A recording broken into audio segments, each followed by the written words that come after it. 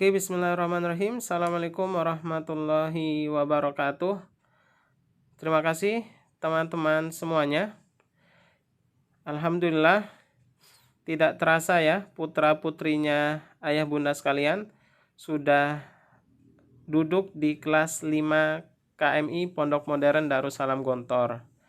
Nah, di sini ayah bunda sekalian, kami ingin sedikit memberitahukan tentang kondisi santri kelas 5.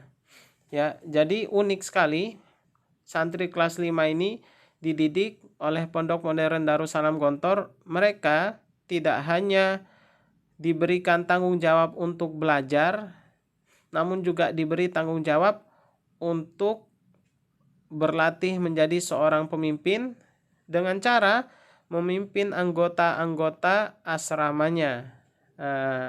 Ini luar biasa. Namun tidak ada alasan ketika Gontor telah memberikan tanggung jawab amanah mengurus anggota-anggota asrama, lalu boleh dengan mudahnya mengabaikan untuk berleha-leha tidak belajar, ya, atau alasan kenapa nilai pelajarannya kecil, itu tidak dibenarkan. Gontor mengajarkan untuk semuanya bisa seimbang. Ya, belajarnya harus berjalan dengan baik. Memimpin anggota-anggota asrama juga harus berjalan dengan baik. Itulah kedinamisan di dalam pendidikan Pondok Modern Darussalam Gontor. Nah, di sini ayah bunda sekalian, kami ingin menawarkan bahwa di kelas 5 ada satu pelajaran yang menjadi momok ya, yang menjadi suatu hal yang cukup rumit untuk dipelajari, namun sebenarnya asik ya pelajaran itu. Jadi sebenarnya pelajaran ini asik karena apa? Karena membahas tentang perbedaan pandangan ulama-ulama fikih yang kita kenal dengan mazhab, ya, dengan mazhab tentang pendapat mereka terhadap suatu hukum. Nah, ini buku yang dipelajari ini. Jadi memang pelajaran fikih namun sudah masuk ke ranah perbandingan mazhab. Ini luar biasa, sudah dipelajari di Pondok Modern Darussalam Gontor kelas 5. Ya, kelas 5 setara dengan kelas 2 SMA.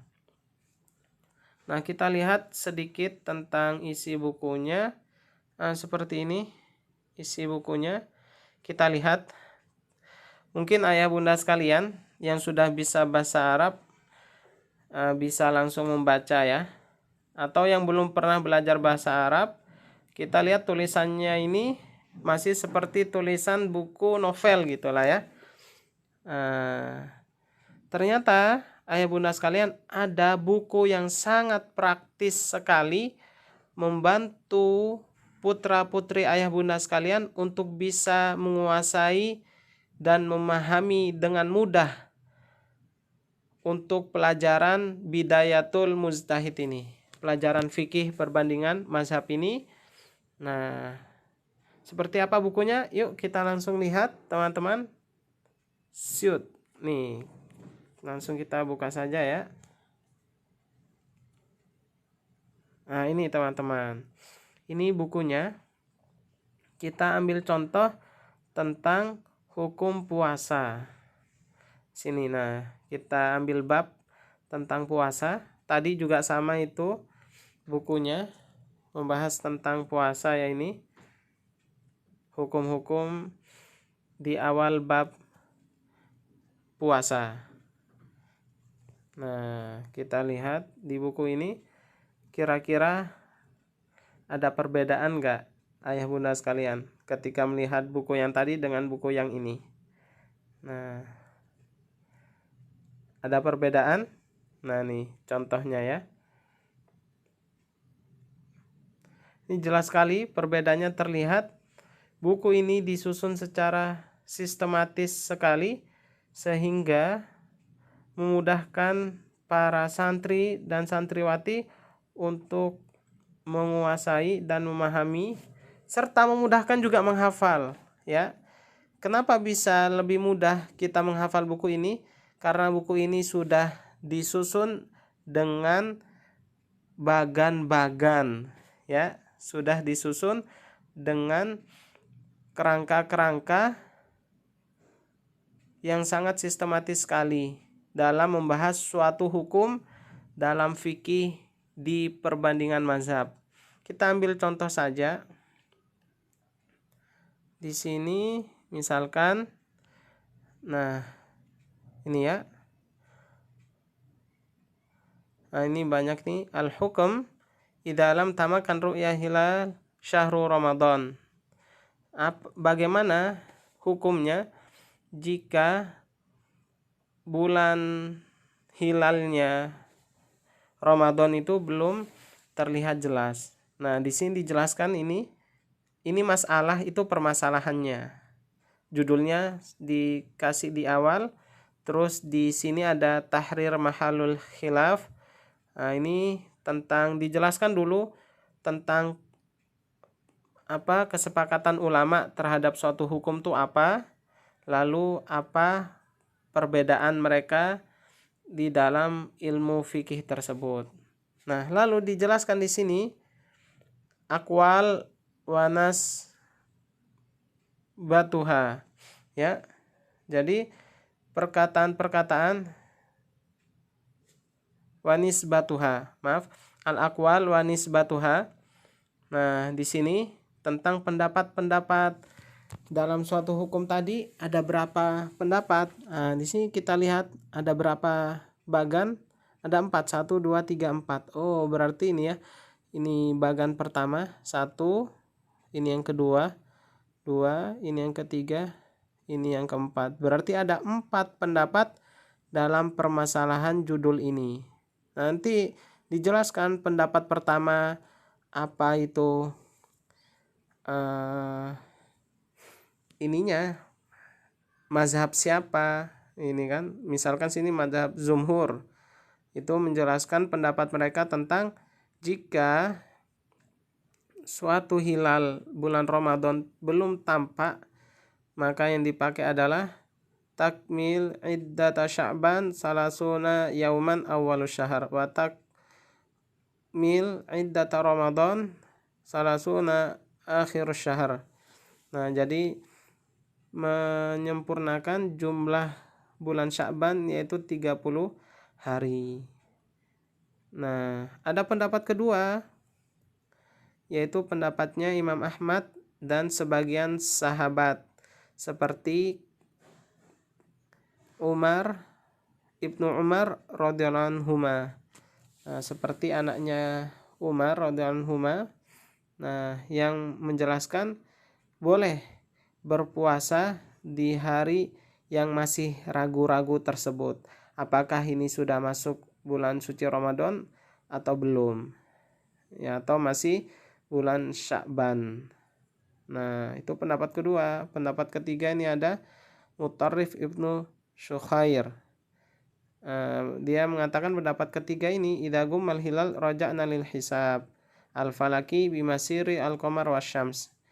Jika hilal itu masih tertutupi oleh sesuatu, maka kita kembali untuk menghisap secara melihat dari perputaran bulan dan matahari. Nah, ada pendapat keempat itu Ibnu Suraij, dan ini ulama Syafi'i menjelaskan pendapat keempat idza gummal hilal wa kana mimman yastadillu bin nujum wa tabayyana lahu bil hisab annal hilal mar'iyun siyamu wa yukhzihi. Nah, ini pendapat yang keempat. Jadi dalam permasalahan ini ada 4 pendapat dengan disebutkan dengan siapa yang nisbatnya itu ke siapa pendapat tersebut, dan dijelaskan apa sebab mereka ikhtilaf, sebab mereka berselisih pendapat. Nah, Di sini dijelaskan apa sebab mereka berselisih pendapat dalam suatu hukum fikih. Ini al-ijmal alladzi fi hadis Abu Hurairah, karena keumuman hadis Abu Hurairah yang mengatakan sesungguhnya Rasulullah SAW bersabda, sumu li ru'yatihi wa aftiru li ru'yatihi fa in gumma alaikum faqdirulah. Tuh. Nah, nanti dijelaskan setiap pendapat dari mazhab-mazhab yang menentukan pendapatnya masing-masing itu ada dalil-dalilnya. Nah, ini al-adillatu, itulah kolom dalil-dalilnya. Nah, seperti ini. Ya, ini dalil-dalilnya. Dalil pendapat pertama ini dalil pendapat kedua. Ini dalil pendapat ketiga. Ini dalil pendapat keempat. Lalu di bawah itu dijelaskan ar-rajih, pendapat yang paling kuat. Jadi pendapat yang paling kuat dari 4 pendapat tadi, yaitu al-qaul al-awwal, yaitu pendapatnya para jumhur ulama ya, yang mengatakan menyempurnakan bilangan Syawal menjadi bilangan bulan Sya'ban menjadi 30 hari. Nah, seperti itu. Di sini nanti di bawahnya samratul khilaf, buah dari perbedaan ulama tersebut apa, maraji'ul mas'alah, dan sumber-sumber buku yang dipakai oleh para ulama yang bisa menjadi rujukan untuk dibuka kembali tentang perbedaan pendapat mereka ini. Nah, ini bukunya sangat praktis sekali untuk dipelajari oleh teman-teman yang duduk di kelas 5 KMI dalam mempelajari buku Bidayatul Mujtahid tentang perbandingan mazhab. Nah, ini hukum yang kedua, permasalahan kedua. Setelahnya ada permasalahan lagi. Nah, ini contohnya ditulis secara sistematis, sudah berbentuk bagan-bagan dan memudahkan teman-teman untuk bisa memahami pelajaran ini dengan baik, dan yang paling penting memudahkan untuk dihafal oleh teman-teman.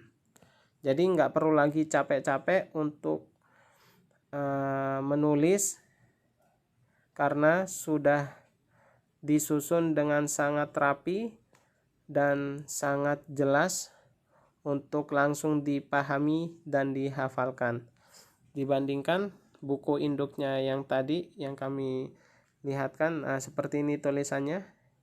Kira-kira beda nggak ayah bunda sekalian? Nah, ini buku aslinya ya, ini covernya, ini isinya seperti ini tulisannya, dibandingkan dengan yang ini sudah berbentuk bagan, disusun secara sistematis per hukum-hukum ya, tentang sudah dibagi sesuai dengan permasalahan hukum-hukumnya. Jika teman-teman berminat untuk memiliki buku ini, teman-teman bisa menghubungi admin Bima Gonlen agar kami bisa memberikan solusi untuk putra-putri ayah bunda sekalian dalam menguasai pelajaran fikih perbandingan mazhab di kelas 5 KMI dari buku Bidayatul Mujtahid. Itu saja. Salam kami dari Bima Gonlen, solusi cerdas untuk masuk Gontor. Bimbel masuk Gontor. Terima kasih. Assalamualaikum warahmatullahi wabarakatuh.